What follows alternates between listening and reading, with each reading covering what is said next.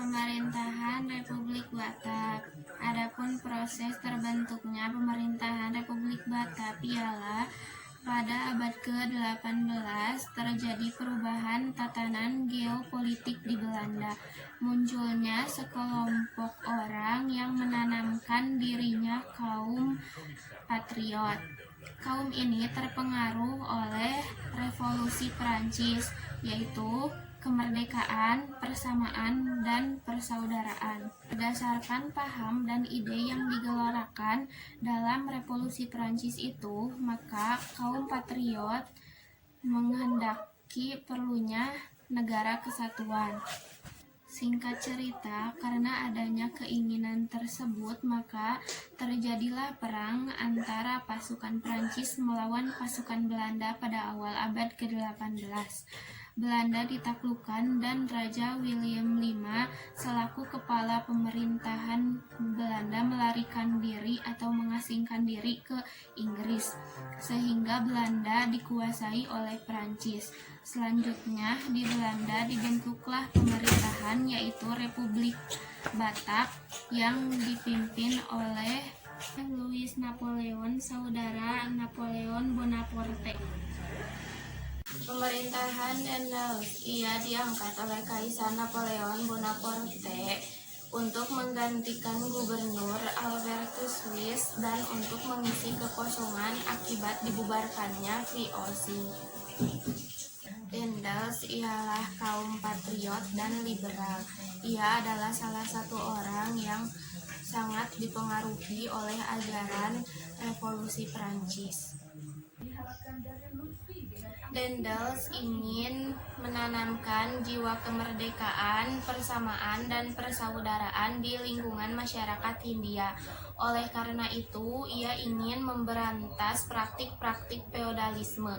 Ini dimaksudkan agar masyarakat lebih dinamis dan produktif bagi negara induk atau Republik Batak. Daendels melakukan beberapa langkah strategis dalam mewujudkan tugasnya tersebut, di antaranya dalam bidang pemerintahan dan politik, dalam bidang keamanan dan pertahanan, dalam bidang peradilan, dalam bidang ekonomi dan keuangan, serta dalam bidang sosial. Pemerintahan Jansen pada tahun 1811, Daendels diperintahkan oleh Louis Napoleon untuk kembali ke Belanda. Sepeninggalannya Daendels, maka ditunjuklah Jansen untuk menjadi pemimpin Jawa, dan diangkatlah Jansen pada tahun 1811 untuk menjadi gubernur jenderal di Hindia Belanda. Dalam masa penjajahannya, sebagian wilayah Nusantara telah dikuasai oleh bangsa Inggris. Maka dari itu, ia pun kembali mengalami kejadian buruk untuk kedua kalinya, yaitu terusir dari tanah jajahannya. Ia melarikan diri ke Semarang, namun bangsa Inggris tetap mengejarnya. Maka ia pun melarikan diri ke Salatiga. Penyerahan Jansen kepada Inggris ditandai dengan adanya kapitulasi Tuntang yang berisi bahwa Pulau Jawa dan sekitarnya yang dikuasai Belanda diserahkan kepada Inggris. Lalu orang-orang Belanda dapat dipekerjakan dalam pemerintahan Inggris, dan tentara-tentara Belanda menjadi tawanan Inggris. Ditandatanganinya kapitulasi Tuntang pada saat itu merupakan awal bagi pemerintahan kolonialisme Inggris di Indonesia. Gubernur Jenderal Lord Minto secara resmi mengangkat Raffles sebagai penguasa atau pemimpin. Pemerintahan Inggris berpusat di Batavia. Sebagai penguasa Hindia, Raffles melakukan langkah-langkah untuk memperkuat kedudukan pemerintahan Inggris di tanah jajahannya. Dalam rangka menjalankan pemerintahannya, Raffles menggunakan atau berpegang teguh pada 3 prinsip.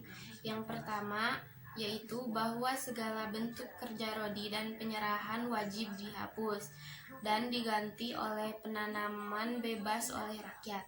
Yang kedua ialah peranan bupati dalam menagih pajak dihapuskan dan semua bupati dianggap sebagai bagian dari pemerintahan kolonial. Dan yang ketiga yaitu sebagai pandangan bahwa tanah itu milik pemerintah, maka rakyat penggarap disebut juga sebagai penyewa. Pemerintahan Raffles di Indonesia tidak berlangsung lama, yaitu hanya sampai tahun 1816. Berakhirnya pemerintahan Raffles di Indonesia ditandai dengan adanya Convention of London.